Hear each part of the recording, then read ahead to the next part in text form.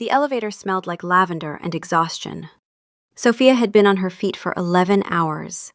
11 hours of scrubbing marble floors, folding sheets so crisp they could cut paper, and smiling at guests who looked through her like she was part of the wallpaper. Her uniform was still neat, her edges still laid. Her soul? Somewhere on the 14th floor, probably tangled in a fitted sheet. She pushed her cleaning cart into the service elevator of Haeon Tower, the most expensive residential building in all of Seoul, pressed the button for the basement, and leaned against the wall with a sigh that came from her entire ancestry. Now, before we go any further, if you have ever worked a job that tried to take your whole spirit and return you nothing but a paycheck, you already love Sophia. Stay with me, because what happens next in this elevator is going to change her life forever. Watch this all the way to the end, because the moment this man sees her, nothing in Seoul will ever be the same. And if you are new here, welcome to the channel. Subscribe now, turn on notifications, and let's go. Sophia had not meant to fall asleep. She had meant to close her eyes for exactly 30 seconds while the elevator descended. Just 30 seconds. She deserved 30 seconds. But what Sophia did not know, what she could not have known, was that earlier that afternoon, one of the hotel guests had accidentally knocked a small bottle of aromatherapy sleep solution into the ventilation gap of the service elevator. It was a product marketed as Gentle Relaxation Mist. The reviews on the box called it sublimely effective. The reviews were not lying. By the time the elevator reached the 3rd floor, Sophia was gone. Not gone as in left. Gone as in asleep the way only truly tired people sleep. Deeply, completely, with her head tilted against the wall and her hand still resting on the cart handle, like even unconscious she was trying to be responsible. The elevator stopped, not at the basement. Because the elevator, being the dramatic piece of machinery that it was, malfunctioned. Instead of going down, it went up. All the way up. To the top floor. The penthouse floor. The floor that was not accessible to staff.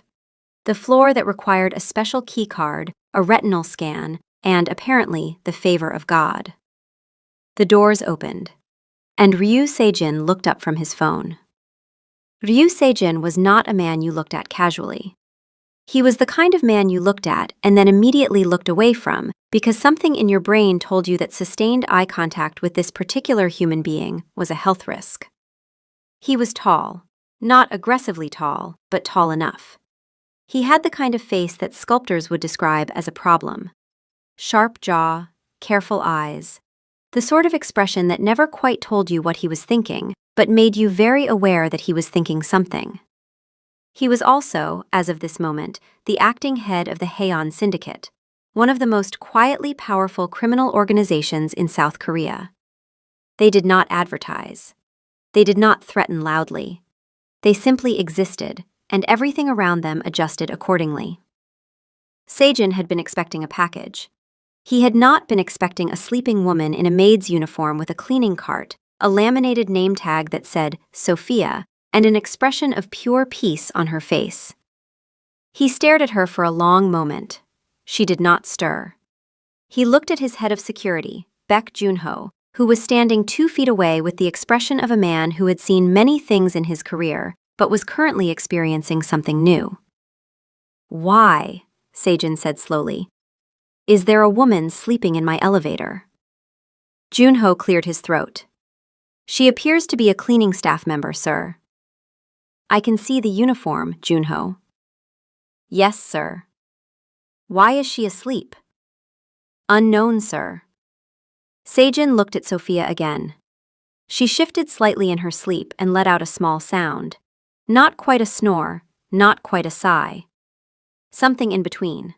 Something that, under different circumstances, might have been endearing. "Wake her up," Sejin said. Junho stepped forward, cleared his throat loudly, and said, in his most professional voice, "Excuse me, miss. You are on a restricted floor." Sophia slept. Junho tried again, louder. Sophia turned her head slightly and said, in a voice thick with sleep, "I already cleaned that room." Junho looked at his boss. His boss looked back at him. Neither of them spoke. "She's talking in her sleep," Junho said finally. "I noticed." "Should I, physically?" "Do not touch her," Sejin said, and there was something in his voice that made it clear this was less an ethical stance and more a personal preference for not having strangers' sleeping energy transferred to his security team. He walked to the elevator himself and stood in front of Sophia. He looked at her name tag. He looked at her face. She had good bone structure, excellent skin, a small scar above her left eyebrow that looked like it had a story behind it. He said quietly, "Sophia." She did not wake up, but she smiled, just slightly, in her sleep, as if whatever she was dreaming about had said something nice. Sejin stood there with that smile aimed at him, because he was the only one in front of her, and felt something strange happen in his chest. Something brief and confusing that he immediately filed away under irrelevant and closed the folder. "Bring her inside," he said. "Put her on the guest room bed. Do not go through her things. Post someone at the door. And find out how she got up here." Junho blinked. "Sir, protocol would suggest—" "Junho?" "Yes, sir." They moved Sophia to the guest room. She did not wake up once. When they laid her on the bed, carefully, because Sejin had watched to make sure it was done carefully, for security reasons, obviously, she curled onto her side, pulled the pillow toward her, and sighed the sigh of a woman who had finally found rest. Sejin stood at the door for a moment too long. Then he turned and walked back to his study. Sophia woke up at 6:47 in the morning. She knew it was 6:47 because she had the internal clock of a woman who had been catching early buses her entire life. She opened her eyes, looked at the ceiling, and thought, "This is not my ceiling."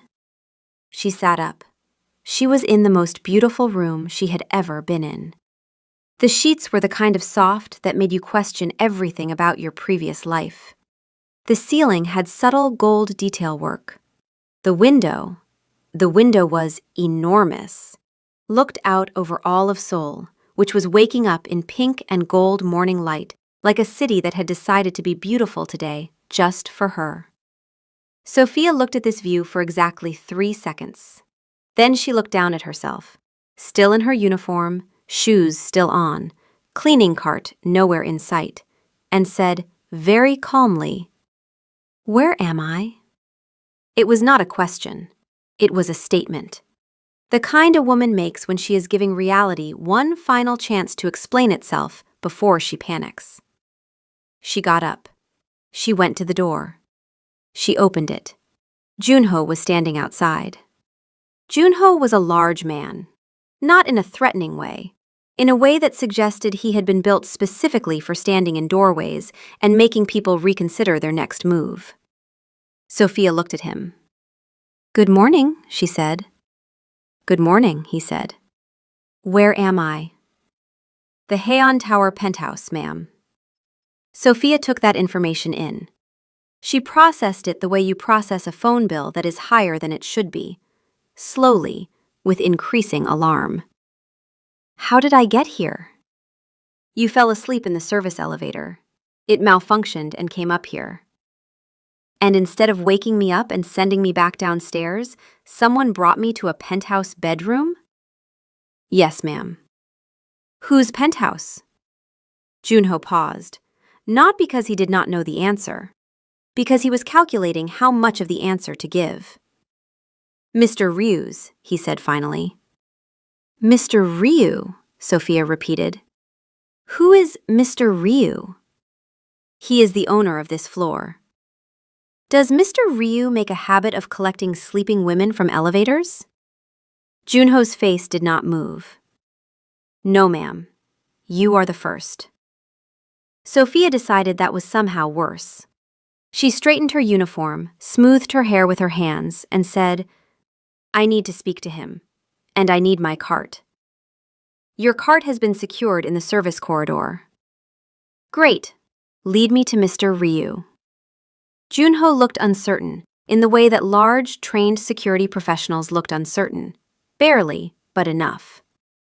Mr. Ryu is having breakfast. So am I about to be, Sophia said. Let's go. Ryu Sejin was sitting at the long breakfast table on the penthouse terrace with a cup of black coffee and a tablet when he heard footsteps. He looked up. Sophia was walking toward him like she owned the floor. Not aggressively, not rudely. Simply with the energy of a woman who had decided that if she was going to be in an unfamiliar situation, she was going to be in it with her whole chest. Sejin put down his coffee. She stopped a reasonable distance from the table, met his eyes, and said, "Good morning. I'm Sophia. I'm on the housekeeping staff. I apparently fell asleep in your elevator last night, and someone brought me up here, which I appreciate because I'm sure the floor was not comfortable. I'd like to thank you for the room, apologize for the intrusion, and ask if I could have 5 minutes to sort myself out before I go explain to my supervisor why I vanished." Sejin looked at her. She did not look away. Most people looked away. "Sit down," he said. "I don't want to take up your time, Sophia." He said her name the same way he had said it last night. Quiet, direct, like a period at the end of a sentence. "Sit down. Have breakfast. Then I'll have someone escort you to your supervisor and explain the elevator situation personally." She blinked. "You'd do that?" "I own the building," he said simply. "It is my elevator." Sophia sat down. She sat across from him, and for a moment they just existed in the same space, which was strange because Vyu Sejin did not share breakfast with people. He barely shared oxygen. His team ate in their quarters, his meetings happened in his study. His mornings were his own, always. Yet here was this woman in yesterday's uniform, with her edges still miraculously intact, eating a croissant across from him like she had been invited. "You're American," he said. "African American," she said, "from Atlanta, moved to Seoul 2 years ago." "For work?" "For a lot of things." She looked out at the city. Something passed through her eyes, not sadness, not quite, something more layered. Seoul was supposed to be a fresh start. And was it? She looked back at him. "I'm a maid in an expensive building. It's a start." Something in his face shifted, not into pity. Sejin did not do pity. Into something closer to respect, the quiet kind, the kind that does not announce itself. "Why Korea specifically?" he asked. "I grew up watching K-dramas," she said, and then laughed a little, like she was aware of how that sounded. "I know, but I fell in love with the culture, the food, the language. I learned Korean in 2 years. I wanted to experience it for real, not through a screen." She paused. "Also, my ex was terrible, and a change of continent seemed appropriate." Sejin almost smiled. Almost. "And the ex?" "Still in Atlanta, still terrible. Thriving, probably." She said it without bitterness, with the peace of a woman who had fully released that chapter. Sejin looked at her for a moment. Then he picked up his coffee. "You speak Korean?" "Ne," she said. "Yes. Not perfectly, but enough." "Your pronunciation is good." "Thank you." She tilted her head slightly. "You speak English very well." "I went to school in the UK." "Ah, that explains the coffee at breakfast instead of tea." He looked at her. She held his gaze.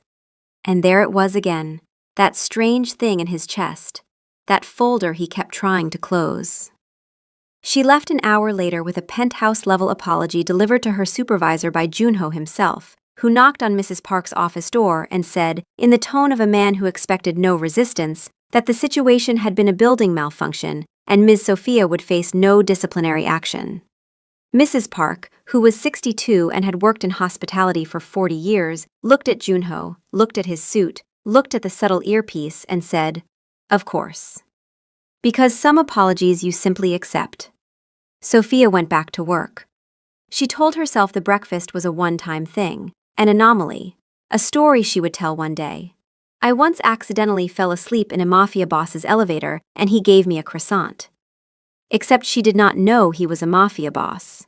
Not yet. What she knew was that he had dark eyes that stayed on her face when she spoke, as if what she was saying actually mattered. She knew he had said her name twice, and both times it had felt like something. She knew she had laughed at her own breakfast table with a stranger, and it had felt easier than laughing had felt in a long time. She did not think about him again. She made herself not think about him. She thought about him all day. 3 days later, Sophia was restocking the linen closet on the 42nd floor when she heard two of the other cleaning staff talking in hushed tones. She understood enough Korean by now to catch the important words. The penthouse man. View Sejin. They say he's Han. Sophia kept folding sheets. Han? The second woman whispered. Like, that Han? The one and only. My cousin's husband works at a restaurant near Gangnam-gu. He says if Ryu Sejin walks in, everyone else walks out. Quietly, no drama, they just leave. Aigu. The second woman fanned herself with a towel. And he's up there? In our building? Has been for months. Very private. Very, she lowered her voice further. Powerful. Sophia folded another sheet. She thought about the man who had said her name like a period, who had listened to her talk about K-dramas and her terrible ex with the same focused attention he probably gave to things that actually mattered, who had said, "It is my elevator," with such complete calm. She thought, of course he was. She was going to avoid him. She had a plan. The plan was excellent. The plan was, do not go anywhere near the penthouse floor, do not take the service elevator if it might malfunction again, and do not, under any circumstances, think about dark eyes and croissants. The plan lasted 4 days. On the 5th day, she was called to the penthouse. Not by choice, not by accident. Mrs. Park called her into the office and said, "The penthouse resident has requested you specifically for his weekly deep clean." Sophia looked at her supervisor. Me specifically.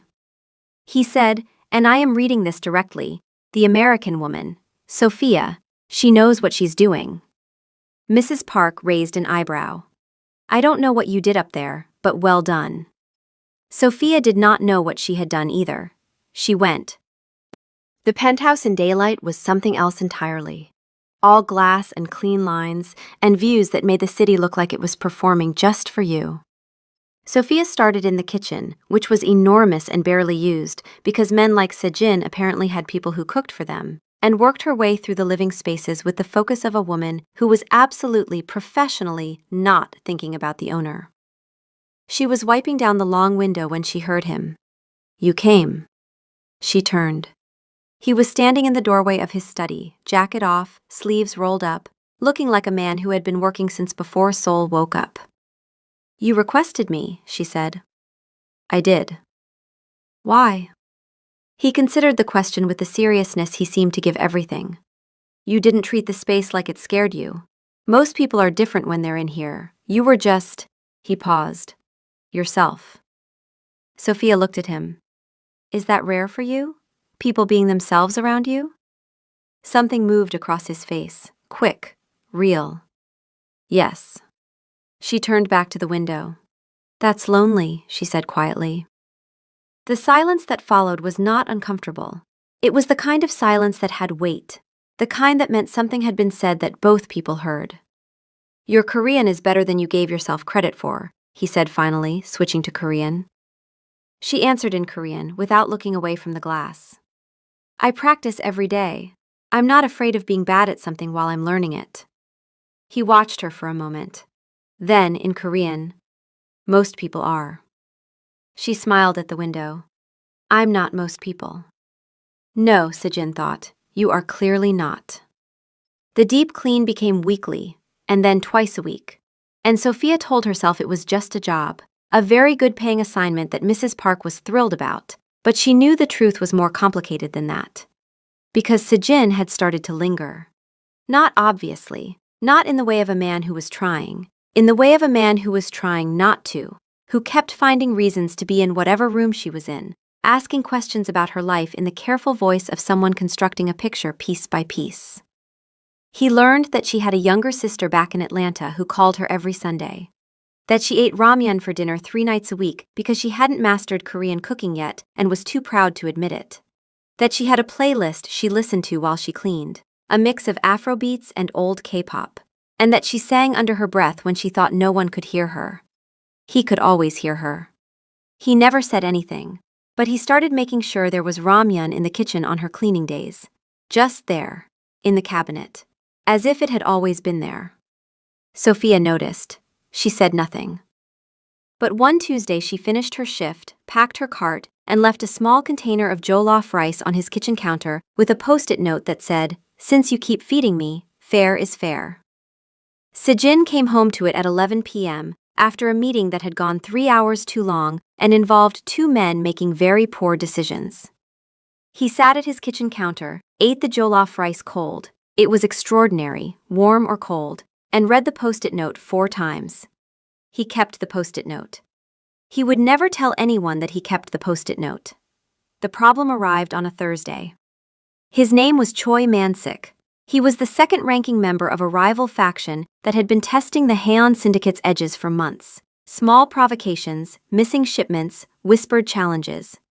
He was also, unfortunately, a guest in Haeon Tower, because the building had commercial floors and one of the businesses was legitimately his. Sejin knew Man-sik was in the building. Man-sik knew Sejin knew. It was the kind of tense coexistence that worked fine until it didn't. It stopped working on a Thursday when Man-sik stepped into the same hallway as Sophia. Sophia was pushing her cart between rooms on the 28th floor. She was listening to her playlist. She was singing, quietly, she thought, though she was doing it a little louder than she realized, a song that was half Afrobeats melody and half Korean lyrics she had written herself, because she did that sometimes when no one was around. Man-sik turned the corner and stopped.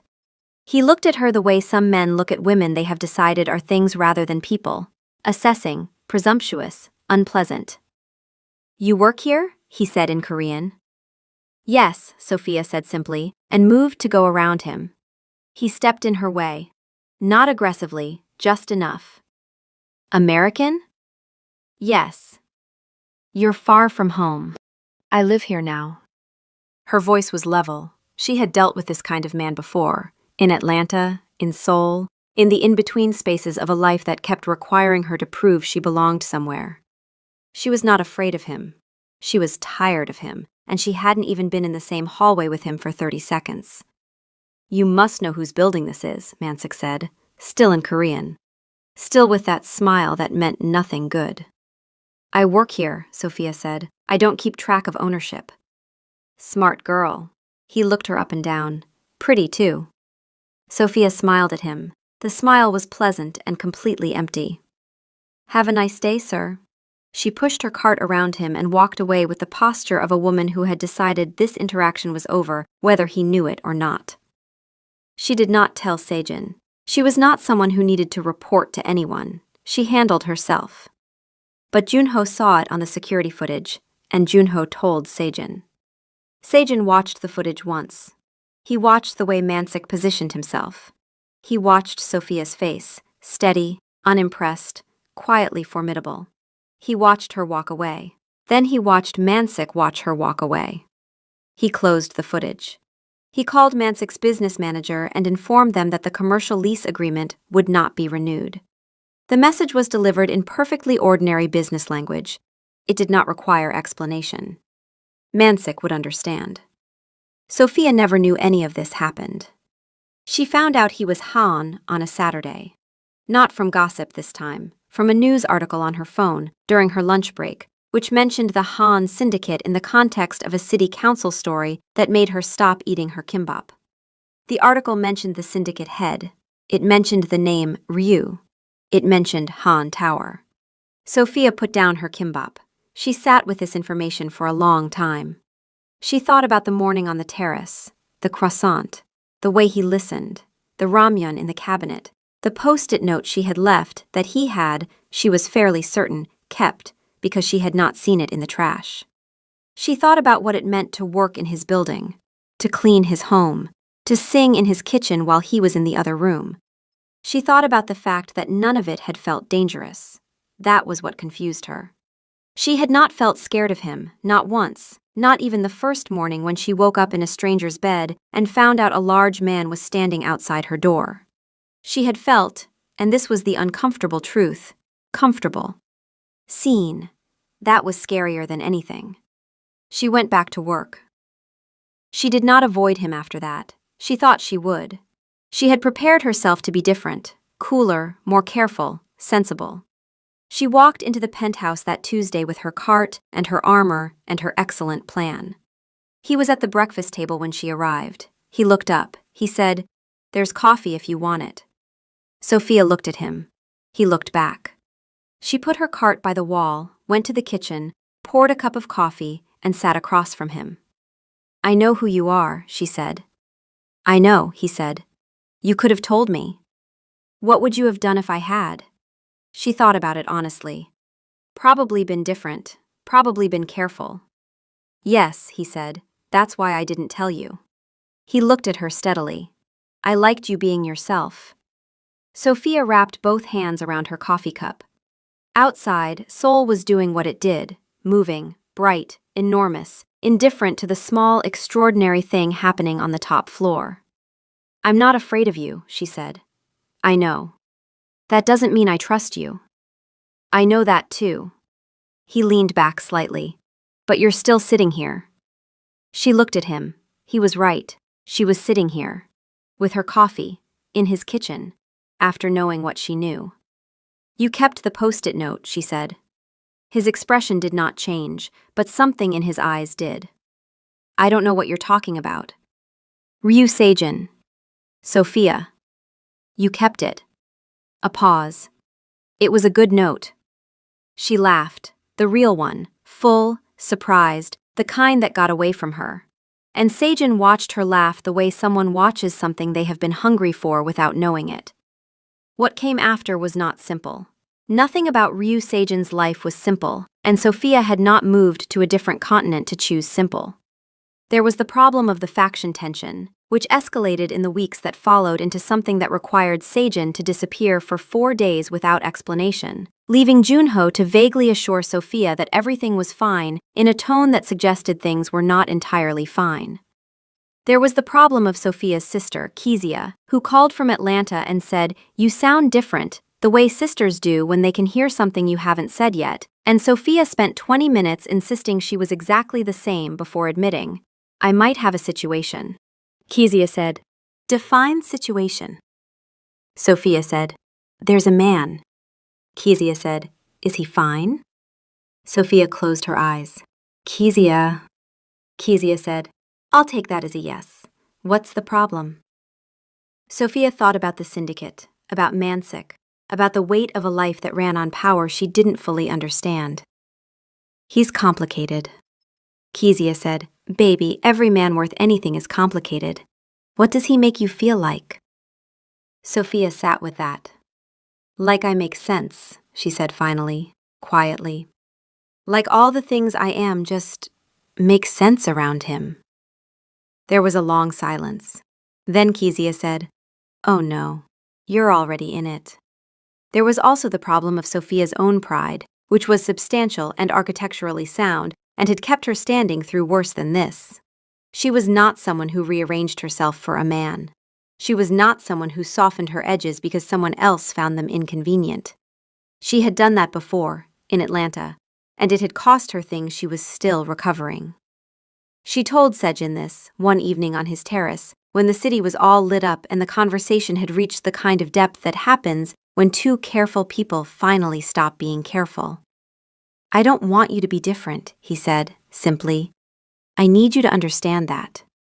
She looked at him. The lights of Seoul were behind him, and he looked like something a city made instead of a person. "You say that now," she said.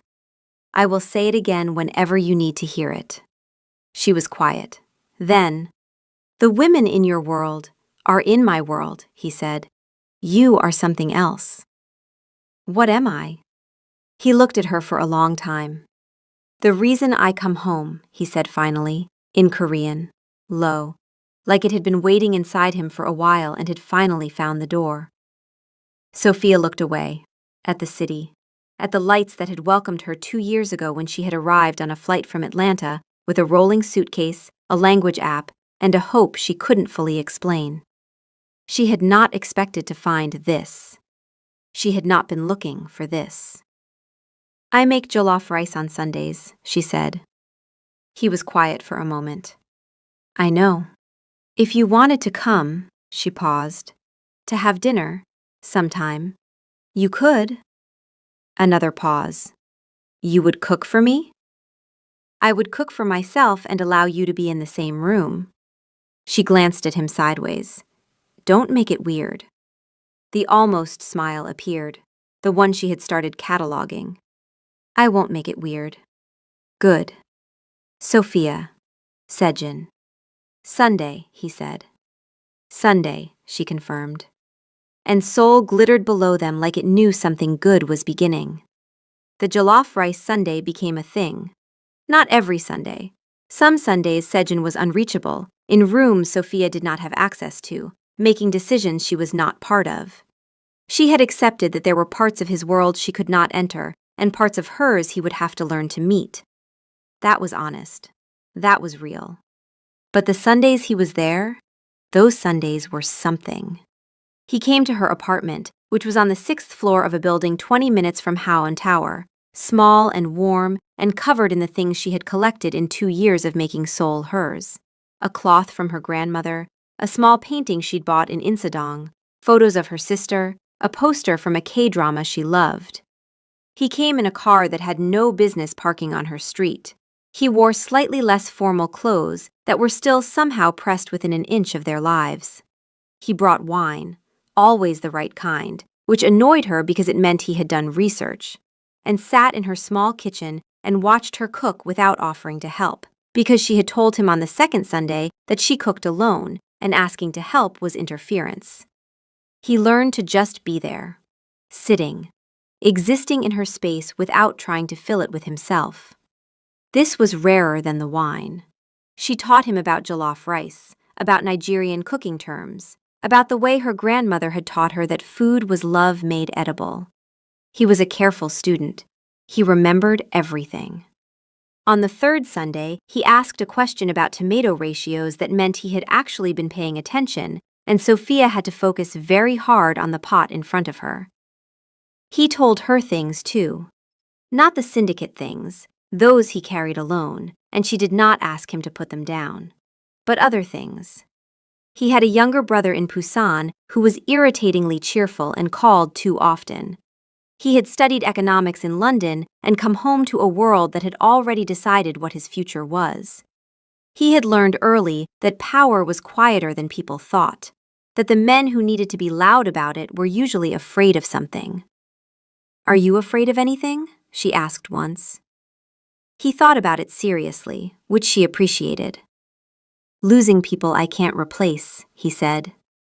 She looked at him across the table. "How many of those do you have?" He looked back at her. "I'm counting." The complication they had both been circling arrived in October. A man from Sejin's past, a former associate who had left the syndicate on bad terms and had been building something dangerous ever since, made a move. It was calculated. It was designed to hurt Sejin where he was most exposed. He went for Sophia, not directly, carefully, the way people who are afraid to be direct move, through whispers, through interference, through an incident that looked like a robbery but was too clean to be random. Sophia was walking back from the market 2 streets from her apartment when 2 men approached her. She knew immediately that this was not a robbery. Their hands were wrong for it. Their positions were wrong. She was not stupid. She was from Atlanta. She had grown up knowing how to read a street. She turned around and walked directly into the convenience store on the corner, went to the counter and told the young man behind it, in Korean, that she believed she was being followed and asked if she could please stand here for a moment. The young man, to his eternal credit, said yes immediately and handed her a can of canned coffee like it was a social visit. She called Junho. Junho answered on the first ring.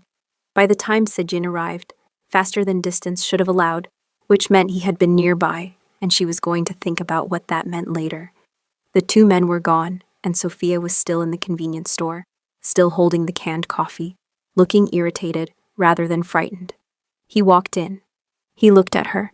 His face was controlled in the way faces are controlled when the person wearing them has decided not to feel what they're feeling until later. "Are you hurt?" he said. "No." "Did they touch you?" "I didn't let them get close." He looked at her for a moment. Then something shifted. Not into the boss, into the man. "Sophia, I know," she said quietly. "I know this is your world coming into mine." She looked at the can in her hands. "I'm not going to pretend it isn't. I'm not going to pretend I'm not shaken." She looked up. "But I'm also not going to pretend I want out. So let's skip the part where you look guilty. And tell me maybe this was a mistake." "It wasn't a mistake," he said immediately, like the words had been waiting. "And go straight to you telling me what you're going to do about it." He looked at her for a long, steady moment. Then quietly, "Everything." She put the canned coffee on the counter, thanked the young man, and walked to Sejin. She stopped in front of him, close. Closer than the professional distance they had maintained for months. "Everything better be enough," she said. "It will be," he said. "Just that." She looked at his face, this face she had memorized over months of terraces and Sunday kitchens and silences that meant more than sentences, and felt something settle in her. Not the resolution of all the complications, not the end of all the difficulty, just the certainty that she was in the right place with the right person, which is a different thing entirely and often braver. "Take me home," she said. "Which home?" he asked. She thought about her small apartment with the grandmother cloth and the Insadong painting. She thought about the penthouse with its gold ceiling details and its enormous windows, and a kitchen where the ramyun cabinet was always stocked. "Mine," she said. "For tonight." He nodded. They walked out of the convenience store and into the Seoul night, which received them without comment because cities like Seoul have seen everything and remain beautiful anyway. The months that followed were the kind of months people look back on and say, that was when things changed. Not loudly, not dramatically. Just the slow, permanent shift of two people building something real in the space between their very different worlds. Sejin handled what needed to be handled. The former associate found that Seoul became a city where nothing worked for him anymore. No partnerships, no resources, no allies. He left, quietly, which was how Haon handled things. Sophia got a promotion. Not because of Sejin. She made him promise to stay out of it, and he did, imperfectly but genuinely. But because she was extraordinary at her job, and Mrs. Park had 2 working eyes, she became a senior hospitality coordinator, which meant less cleaning and more managing, and a salary that let her send money home to Kesia without calculating it 3 times first. She still went to the penthouse, different capacity now. She told herself it was professional. It was not professional. It had not been professional for a long time. The first time he held her hand, really held it deliberately on the terrace on a Sunday when the city was doing its pink and gold thing, and neither of them had said anything for a while. He did not say anything about it. He just held it, and she let him. And they sat there in the good silence, the one that did not require filling, while Seoul carried on below them. Kezia flew out in December. She arrived at Incheon with a rolling suitcase, a long list of Korean restaurants she had researched, and an energy that preceded her into rooms. She met Sejin on the second day. Sejin met Kezia and understood immediately that this was a woman who was going to tell him the truth, whether he wanted it or not. He appreciated this. Kezia assessed him for approximately 90 seconds, and then turned to Sophia and said, in English, "Okay, yes, I understand." Sophia said, "Kezia." Kezia said, "No, genuinely, I understand everything. He has the face of someone who is absolutely a problem." She switched to Korean, which she had apparently been studying, and said to Sajin very directly, "You take care of my sister." Sejin, without hesitation, in Korean, "Yes." Kezia considered this. "Good." She looked at her sister. "He's a man of few words, but the words are right. I approve." Sophia put her face in her hands. Sejin looked quietly, privately pleased. On the last Sunday of the year, they were in Sophia's apartment. She was cooking. He was at the kitchen table, jacket off, reading something on his phone, looking impossibly comfortable in her small kitchen that had never been designed for someone of his particular atmosphere. She said without turning from the stove, "Do you remember the elevator?" "Yes," he said. "I looked so ridiculous." "You looked peaceful," he said, like someone who had decided the world could wait. She stirred the pot. I never would have talked to you, you know that? If it had been a normal meeting, a guest and a housekeeper, I would have said hello and looked at the floor, and that would have been the end of it. I know. So the malfunctioning elevator was the best malfunction in the history of this building, he said, simply, like a fact. She turned and looked at him. This man who had an empire and said almost nothing and kept post-it notes and came to her small apartment on Sundays with the right wine. This man who had learned to sit in her space without trying to fill it. Who had said take care of my sister and meant it in his bones. Ryu Seijin, she said. He looked up from his phone. I'm glad I fell asleep in your elevator. Something happened to his face. Not the almost smile, something fuller. Something real and unguarded that she had been working toward for months without naming it. So am I, he said. In Korean. Low, like it was only for her. She turned back to the stove. She was smiling at the pot. He watched her smile. Seoul was outside the window, doing what Seoul does, moving, lit, enormous, gorgeous. But the room they were in was its own world. Small and warm and full of the smell of food and the particular peace of two people who had found each other through a ridiculous, perfect accident and decided to stay. And that for everyone who stayed until the end. That is the story of the sleeping maid and the mafia boss, and what a malfunctioning elevator can do when Seoul decides to be generous. If this story made you feel something, whether that was the butterflies or the laughing or that specific ache that good romance gives you, drop it in the comments. Tell me what moment got you. Was it the jollof rice, the post-it note he kept? Kezia flying in with her full energy? I want to know. And if you are new here and this is your first time on this channel, welcome. This is your home now. Hit subscribe, hit the notification bell, because there are more stories coming and they only get better. Every week we are here building a world where African women and Korean men fall in love in ways that feel true and beautiful and full of life. Like this video, if Sophia deserved every good thing she got. She did. She really did. I will see you in the next one.